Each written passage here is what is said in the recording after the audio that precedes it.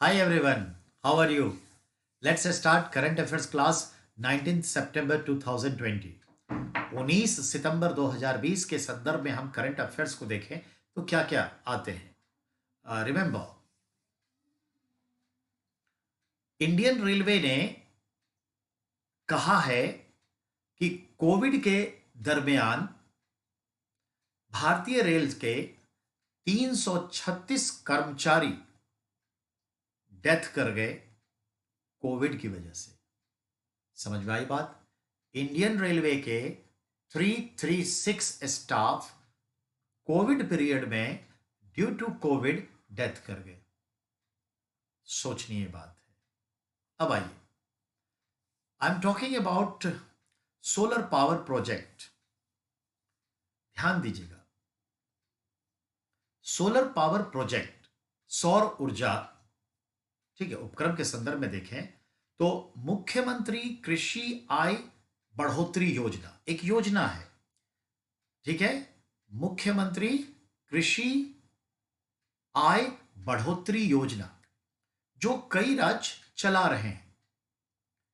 इसके तहत क्या होता है कि किसान अपनी जमीन पर सोलर प्लांट लगाते हैं, सोलर पैनल लगाते हैं, सोलर प्लांट लगाते हैं।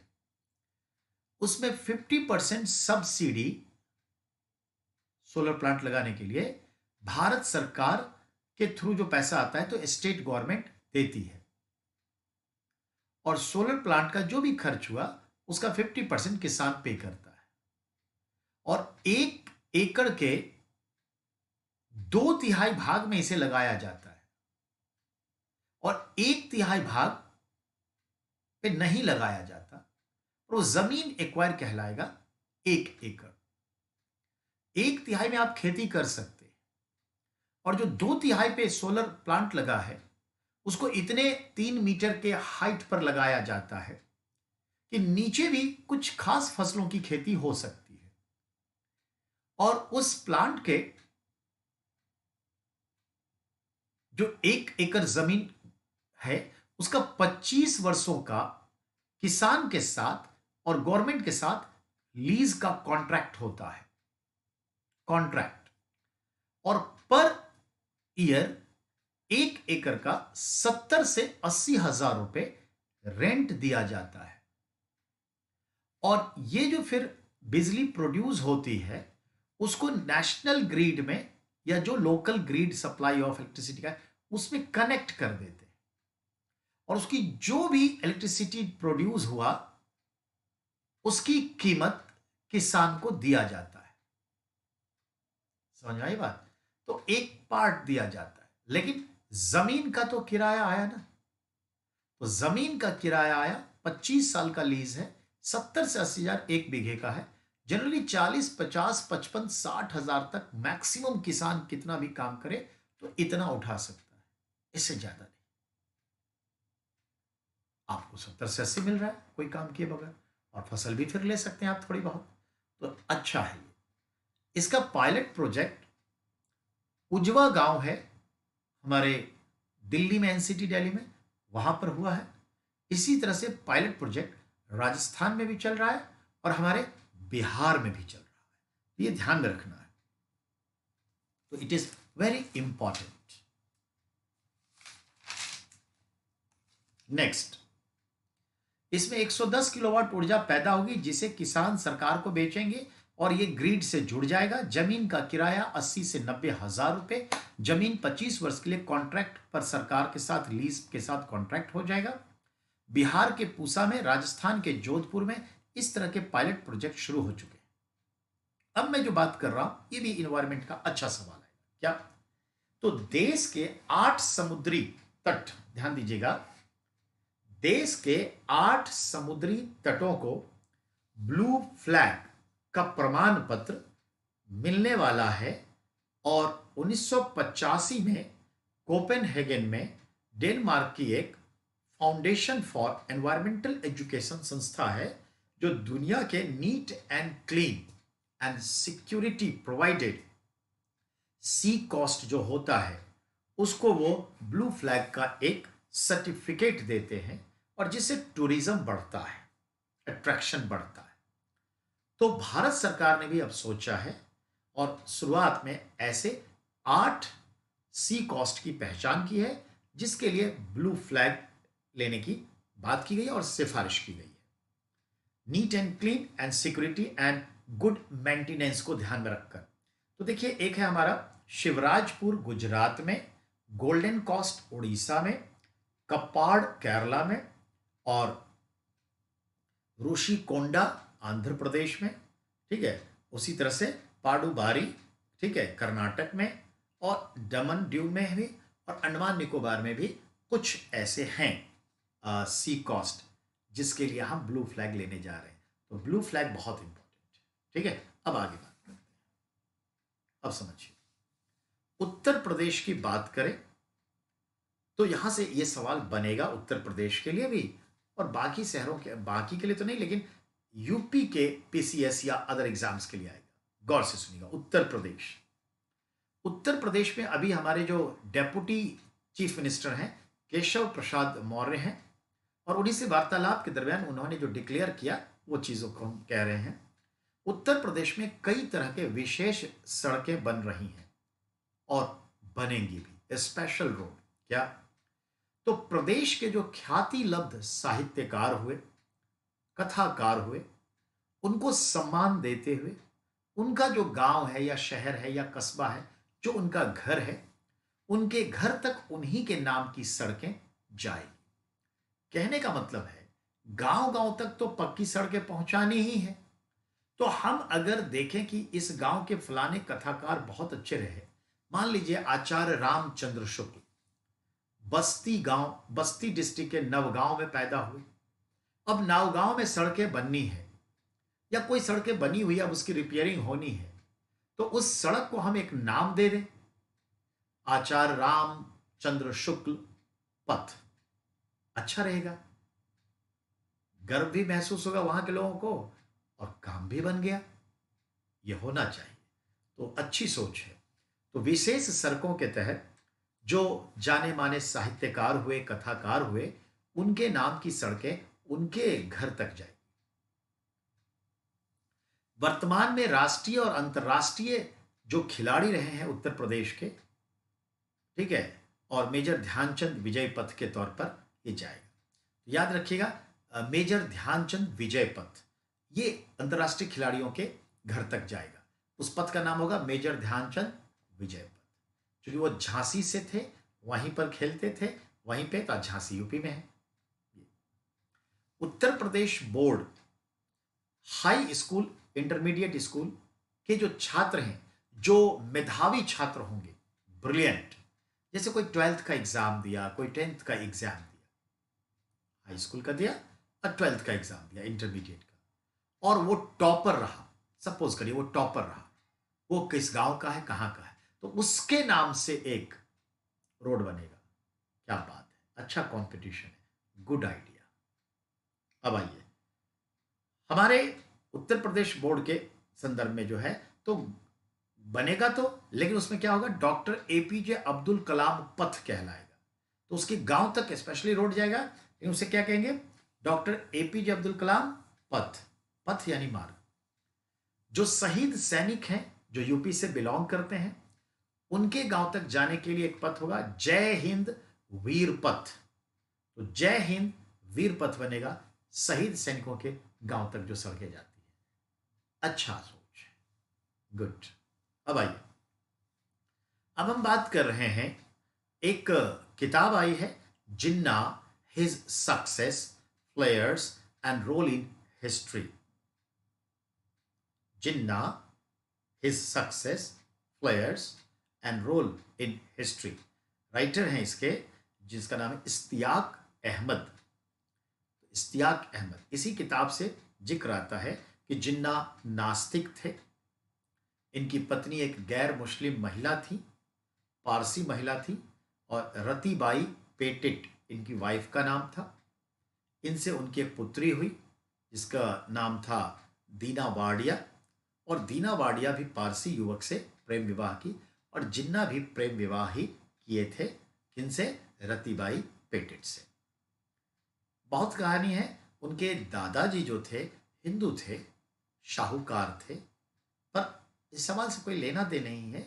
जिसको जो भी धर्म मानना है मानना चाहिए, बुरा लगने की कोई बात नहीं है। बुरा तब लगता है जब सिर्फ आप अपने धर्म के बारे में सोचते हैं, दूसरे को इज्जत नहीं देते, नो रूम फॉर अदर्स, तो तकलीफ होती है। सबको जैसे रहना है रहें, पर मानवता के साथ। मानवता को झोंक कर आग में कुछ भी नहीं किया जा सकता। अब आइए, अब हम बात कर रहे हैं 2021 के जनवरी में जो कुंभ मेला लगेगा वह हरिद्वार में लगेगा। 2011 का कुंभ मेला भी हरिद्वार में लगा था। 2001 का भी कुंभ मेला हरिद्वार में लगा था। समझ में आई बात? ये ध्यान रखना। अब सुनिए, हमारा एक नेवी एयरक्राफ्ट कैरियर शिप, जिसको आप कहते हैं आईएनएस विक्रांत, हुआ करता था। हमारा एक नेवी शिप था आईएनएस विक्रांत। 1971 की लड़ाई में बड़ा काम किया। हम उसे रशिया से लिए थे और समय के साथ वो फिनिश्ड हो गया। फिर उसे हमने 97 में निकाल दिया और फिर वो टूट गया। दुनिया में सबसे बड़ा जहाज तोड़ने का काम करने वाला देश भारत 50% वर्ल्ड के जहाज को तोड़ता है, और पाकिस्तान भी करीब 25%, और यही 25% बांग्लादेश। तो भारत के गुजरात में अलंग बंदरगाह है जो ये काम करता है, और पाकिस्तान का कराची और बांग्लादेश का चटगांव, यानी हम तीनों भाई मिल करके दुनिया के जहाज के कबाड़े का काम करते हैं। तो विक्रांत को भी अलंग में तोड़ा गया। इसे जब बेचा भी जाता है तो वो करोड़ों में बिकता है। और तोड़ने का मतलब नहीं है कि तोड़ के फेंक दिया। इसको बजाब्ते यूं समझिए, एक एक चीज ओपन किया जाता है, खोला जाता है, जो चीज तोड़ने की है तोड़ा जाता है। यानी समझ गए, असेंबलिंग जो है डी असेंबलिंग कर देते हैं, और जो वैल्यूएबल चीजें उसको अलग अलग साइड करते हैं। फिर उसको इंडस्ट्री को बेच देते हैं, कहीं कॉपर है, कहीं एल्युमिनियम है, कहीं कुछ है, उसे बेच देते हैं, और वो फिर रिसाइकलिंग करके डिफरेंट चीजें बन जाती हैं। ये चीज ऐसे होता है। Point clear? अब आइए, तो विक्रांत ऐसे ही गया। हम देखते हैं कि 1984 में ब्रिटिश नेवी ने अपना एक एयरक्राफ्ट कैरियर, वो जहाज जो पानी में चलता है और उस पे जहाज हेलीकॉप्टर सब उतरता है और उड़ता है, उसे एयरक्राफ्ट कैरियर कहते हैं। तो ऐसे ही हर्मिश नाम से एयरक्राफ्ट कैरियर ब्रिटेन का, जिसे उसने 25 साल यूज करने के बाद 1984 में रिटायर कर दिया। तो हमने उसे सेकेंड हैंड खरीद लिया और उसे वही रिनोवेट करवा के 1987 में इंडियन नेवी में इंडक्ट कर लिया, यानी शामिल कर लिया। और हमने उसे लगभग 37 वर्ष तक चलाया। 37 या 31-33 वर्ष तक चलाया। इस तरह से देखा जाए तो हमने उसे अब 2017 में रिटायर कर दिया। पुराना हो गया, रिटायर कर दिया। रिटायरमेंट से पहले हम एक और जहाज लेकर आए, जिसका नाम था आईएनएस विक्रमादित्य, जिसे गॉर्शकोव के नाम से जाना जाता था रसिया में। और रसिया से ये सेकेंड हैंड हमने लिया, आईएनएस विक्रमादित्य, जो अभी भारत के पास एक ही एयरक्राफ्ट कैरियर है, जबकि चाइना के पास 2 एयरक्राफ्ट कैरियर है। पाकिस्तान के पास तो कोई एयरक्राफ्ट कैरियर है ही नहीं। ठीक है, अब आइए, तो विक्रमादित्य अभी सर्विस में। विराट को भी बात हुई विक्रांत की तरह कि इसका म्यूजियम बना दिया जाए। महाराष्ट्र सरकार खरीद लेगी, पर फाइनली कुछ नहीं हुआ। 2-3 साल तक ऐसे पड़े रहे। तब इसे श्रीराम करके कोई कंपनी है, उसे लगभग 54 करोड़ रुपए में बेच दिया। ये हमारा जो आईएनएस एयरक्राफ्ट विराट है, और उसे वो बंबई से अपनी आखिरी यात्रा पर अलंग के लिए ले गया। अब वो अलंग में जाके फिर तोड़ा जाएगा। समझ में आई बात? तो विराट अब नहीं रहा, ये याद रखिएगा। फिलहाल हमारा एक ही आईएनएस विक्रमादित्य जो है वो हमारा एयरक्राफ्ट कैरियर है। ठीक है, चलिए, मालवाहक जहाज। ठीक है, मालवाहक नहीं, एयरक्राफ्ट, विमान वाहक। मालवाहक नहीं, वो कार हुआ है, विमान वाहक जहाज यानी एयरक्राफ्ट कैरियर। चलिए, ये भी तो आप समझ गए। अब अगली कड़ी में हम बात करते हैं नेक्स्ट की।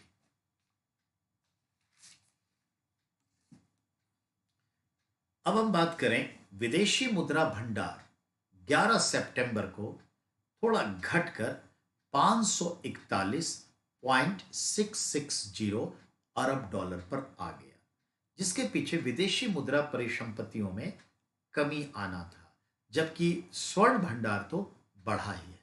याद रखिएगा, लंबे समय के बाद 4 सितंबर को हम क्लाइमेक्स पे थे, 542.026 अरब डॉलर। अब 11 सितंबर को जो विदेशी मुद्रा भंडार थी हमारी, वो थोड़ी सी घट करके 541.660 अरब डॉलर रहा। याद रखिए, यह हमेशा इंपॉर्टेंट क्वेश्चन है। अब आइए, अब जो मैं बात कर रहा हूं उसको समझिए।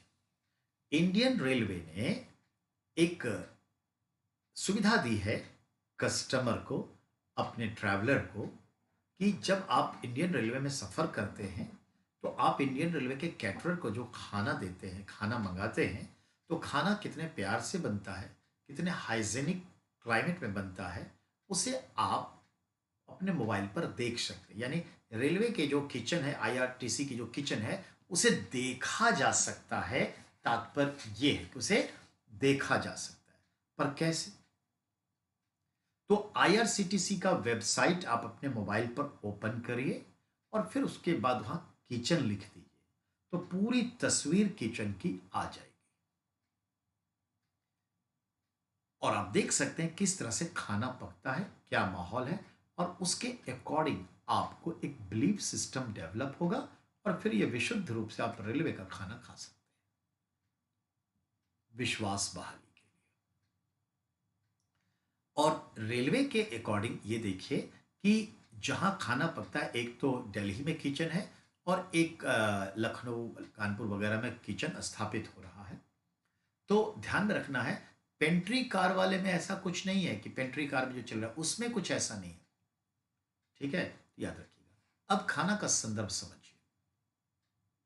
जो खाना पकेगा या जो भी, जो किचन में शेफ कह लीजिए या रसोइये कह लीजिए, जो स्टाफ रहेंगे, सभी के माथे पर कैप रहेगा, जिससे कि कोई बाल कहीं किसी खाने वाने में ना गिरे, और वो कैप रहेगा। अगर बिना कैप के कोई प्रवेश करता है किचन में, तो जो सीसीटीवी कैमरा है किचन में, वो अपने आप बिप छोड़ेगा, आपको अलर्ट करेगा और आपकी तस्वीर स्क्रीनशॉट लेगा। तस्वीर नहीं खींचेगा, स्क्रीनशॉट लेगा अपने आप कैमरा, और ऑटोमेटिकली उसे रेलवे डिपार्टमेंट को, बोर्ड को भेज देगा, कंसर्निंग डिपार्टमेंट को भेज देगा और आपकी नौकरी गई, यू आर सस्पेंडेड। नई टेक्नोलॉजी, समझ आई बात? चलिए बात को आप आगे करें। अब अगले कार्रवाई पर आए।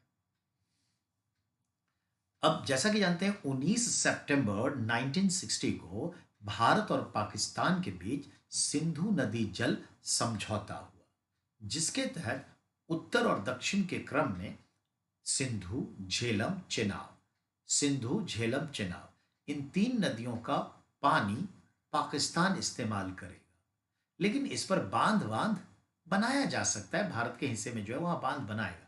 तो बांध बना के पानी रोकने का, दुश्मनी करने का तो कोई मतलब नहीं है। बांध बना के हम बिजली बना लेंगे और वही पानी आपको जाता रहेगा। तो एक बार अगर हम स्टोर कर लिया, मान लीजिए कि 3 खरब गैलन कर लिया, तो वो 3 खरब पड़ा रहेगा, उसका जितना है आगे बहता ही रहेगा। ये चीज है। अब वो डर और आशंका कि कभी भी चाहेगा तो पानी रोक देगा, डैश डैश डैश, ऐसा कुछ नहीं है। लोग प्रेशर पॉलिटिक्स करते हैं, वो अलग बात है। तो उपरोक्त 3 नदियों का पानी, सिंधु, झेलम, चेनाब का 100% यूज पाकिस्तान करेगी, और नीचे के जो 3 बच गए, रावी, व्यास, सतलुज, इन 3 का पानी भारत इस्तेमाल कर सकते हैं, जितना चाहे कर सकते हैं। ठीक है, और नदी है तो आप रोक नहीं सकते, मूवमेंट उसको नहीं दे सकते, जितना किया किया, बाकी जो जा रहा है तो जा रहा है। तो देखते हैं, सिंधु और व्यास से ही हमने नहरें निकाली हैं, और मालूम है इंदिरा गांधी नहर में, पोंग नहर में, थीन बांध में पानी डालते हैं। चलिए, ये तो बात हो गई। अब आगे की बात करें। अगला जो है,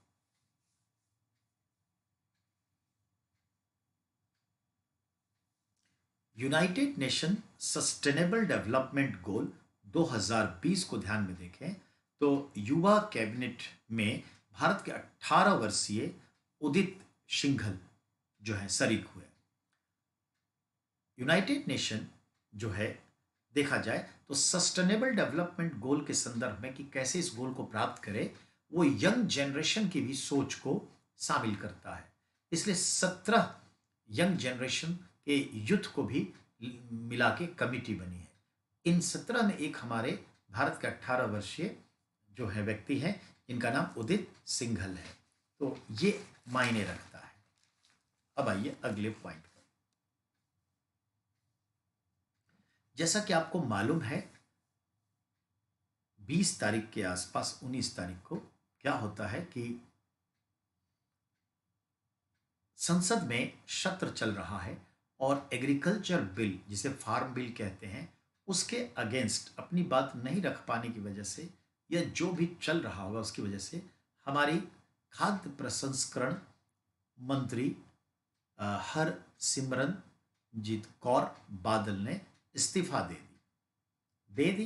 ठीक है, ध्यान में रखिएगा। ये अकाली दल शिरोमणि अकाली दल से थी, SAD सैड शिरोमणि अकाली दल से थी। और जैसा कि हम जानते हैं प्रकाश सिंह बादल इनके फादर इन लॉ हुए और फिर उनकी राजनीति चल रही है।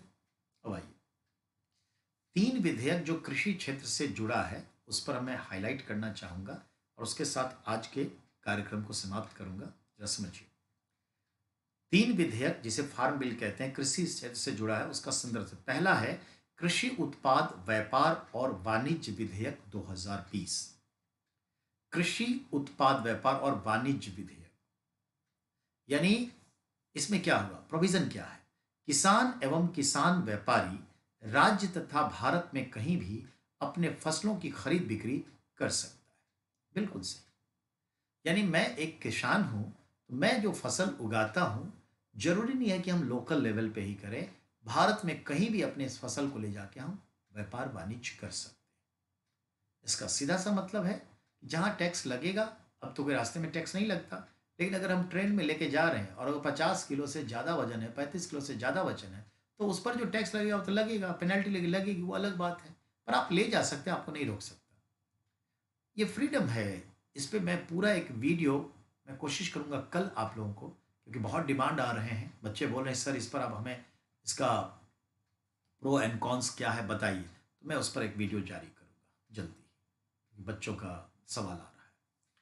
दूसरा है मूल्य आश्वासन और कृषि सेवा विधेयक 2020। ये क्या है, किसान प्रत्यक्ष रूप से कृषि उत्पादों का कारोबार करने वाली कंपनीज, प्रसंस्करण इकाइयों, थोक और खुदरा विक्रेताओं, निर्यातकों से मिलकर कृषि उपज और बोए जाने से पहले भी आपसी करार कृषि उत्पादों के मूल्य तय करना, आपूर्ति करने के संदर्भ में ये एग्रीमेंट साइन कर सकती है। बड़ा अच्छा है, नो डाउट किया जा सकता है। Freedom everywhere is need. कहीं ना कहीं ये जो बिल आए हैं, ओलिगोपॉली इकोनॉमी में पढ़ते हैं ना, monopoly, dual poly, oligopoly, monopolistics and full competition market. तो जो ओलिगोपॉली है, कुछ एक लोगों का बाजार पर अधिकार, ये कुछ एक लोग जो हैं ये है मंडी, आड़ती, चाहे वो प्याज का हो, गेहूं का हो, आजादपुर हो, कहीं भी हो, छोड़ते किसी को नहीं है। इनसे मुक्ति मिलेगी। मैं पढ़ा लिखा इंसान हूं, मैं अब खेती करने जाऊंगा तो ऑर्गेनिक फार्मिंग करूंगा, वो जो सरकार के MSP के भीतर आएगा ही नहीं, उसकी कोई MSP सरकार नहीं कर सकती। तो मैं ऑर्गेनिक फार्मिंग करूंगा, मैं ट्रैक्टर से फार्मिंग करूंगा, आधुनिक फार्मिंग करूंगा। अब आप बताइए, अब आप तय कौन कैसे कर सकते हैं कि इस गेहूं की कीमत ये होगी। हमने उसमें कोई फर्टिलाइजर इस्तेमाल नहीं किया, केमिकल इस्तेमाल नहीं किया, पेस्टिसाइड विडिसाइड्स कुछ भी नहीं किया, और हमारा गेहूं इतना अच्छा होगा कि हेल्थ को देखते हुए जनरल गेहूं अगर 20 रुपए किलो बिक रहा है तो हम इसे 30 रुपए किलो बेचेंगे। और जिसको मालूम है कि सुनील सर की खेतों का गेहूं जो है इस कदर आता है, और समय समय पर हम उसका फोटो खींच करके ऑनलाइन डालते रहेंगे कि देखिए आपका गेहूं इस स्थिति में आ गया, आपका गेहूं इस स्थिति में आ गया। तो जो बाजार में रहने वाले लोग हैं, जो हमारे घर के आसपास के रहने वाले लोग हैं, जो शहर में रहने वाले लोग हैं, जो सुनील सर से गेहूं खरीद रहे हैं, उनको मालूम है कि उन्हीं का खेत है, उनको लगाव हो जाएगा। रिटेल में सर्विस करो, काहे हम रिलायंस के पास जाएंगे? हम छोटे हैं, आसपास की जरूर देंगे। हाँ जी, हमारे गांव में किसके नहीं है रोटी? ठीक है जी, इसको खेत है, इसको खेत है, तुमको नहीं है, तो तुम गेहूं खरीदोगे ना? हाँ। कितना गेहूं लगता है? तो सर साल में 2 क्विंटल। चलो 200 किलो, मैं अगर 200 किलो गेहूं तुमको दे दूं और ये रेट पे, ठीक है, हो गया कॉन्ट्रैक्ट। रिटेल फ्रीडम चाहिए in every segment of life, polity, geography, economics, diplomatic relations, in every segment you need freedom. आप किंगशिप से डेमोक्रेसी पे आ गए, आपको फ्रीडम चाहिए। एग्रीकल्चर में क्यों नहीं चाहिए फ्रीडम? अब सुनील सर वो अनपढ़ गवार पुराने जमाने वाले नहीं हैं, जो कोई पट्टी पढ़ा दिया तो ठीक है, Congress Congress Congress dash dash dash dash dash. अब मैं पढ़ा लिखा हूं, अपने हिसाब से काम करूंगा, और मेरे को गुलाम बनाना इतना आसान नहीं है कि कोई गुलाम। पैरामाउंट तो गुलाम बना नहीं सके, केडी कैंपस तो गुलाम बना नहीं सकी, हमें आप क्या गुलाम बनाएंगे?